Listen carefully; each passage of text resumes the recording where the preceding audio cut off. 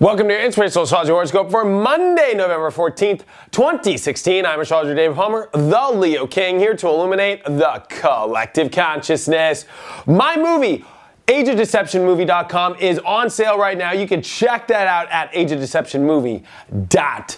4-hour movies into the whole age of Pisces and what the hell it really means.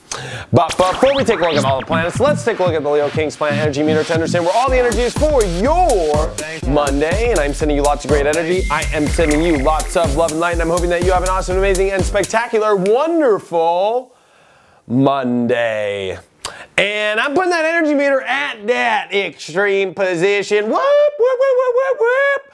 Pew, pew. That is because today we have got a full moon, which is happening in Taurus, the sign that it's exalted in, baby. If you don't know what that means, the moon loves to be in Taurus. But we've got the sun in Scorpio in opposition, and we've got a lot of other weird things happening. Now let's just try and break this down for you. Number one, it is so important on a full moon in Taurus to look at what is the most valuable. Because when the sun's in Scorpio, sure, our desires are one thing, and we can get really connected to things. Doesn't mean it's good or bad. There's something about Taurus that actually has the defining factor of what is more better for me at the end of the day. And the reason why I say that is because Taurus represents what creates life and what grows things, and Scorpio is where things die. Now, I need to give the Scorpio sun credit that this is a time for things to end, where we draw lines in the sand, where we are making powerful new change, and we're facing fears. The main thing is that we have been facing main fears because the sun is covering over where Saturn and Mars did retrogrades over the last 4 years, from 2012 to 2016.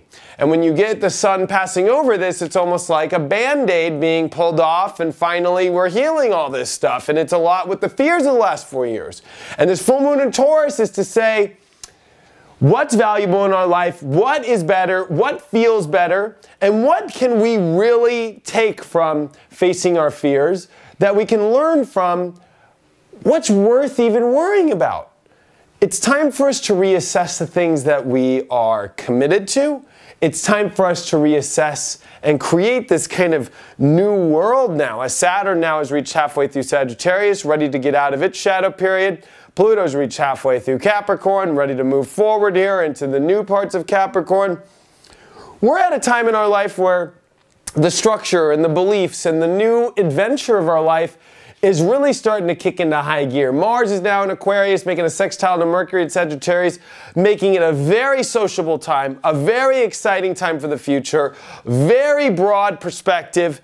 And with this broad perspective, with this exciting hope, we must look at what's worthy.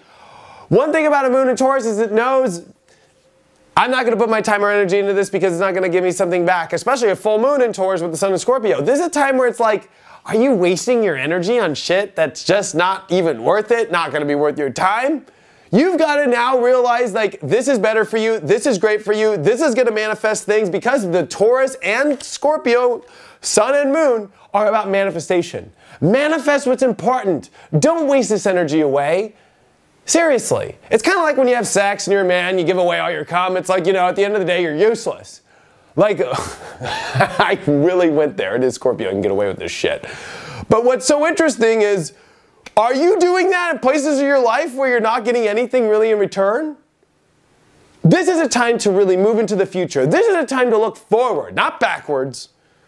This is a time to face all your fears. This is a time to make radical change. And this full moon is about the radical change. This is also, as well, very interesting, Neptune and the South Node conjuncting. This is as where all of our subconscious, more importantly our unconscious and our old patterns are coming up very strong. And whether we are going to bust through them, change them, and realize which ones are not valuable to us, and take the patterns of good value and implement them into this new world. This is where the moment is. It's now. It's today. It's Monday. It's here. And what's so interesting about this full moon is Uranus is involved, just because for the sheer fact that we're at 22 degrees, Uranus is at 21. Chiron's involved because it's at 20. This is a very healing moon, but at the same time, we know we are moving into the future, and there's not a lot of pieces truly understood. And that's why you need to go off what you know is more valuable to you, and go through this foggy moment and don't go into the past. Don't go into old karmic cycles that you've always been stuck through, that you always get yourself into, and really push through and know what is going to create the best life for you.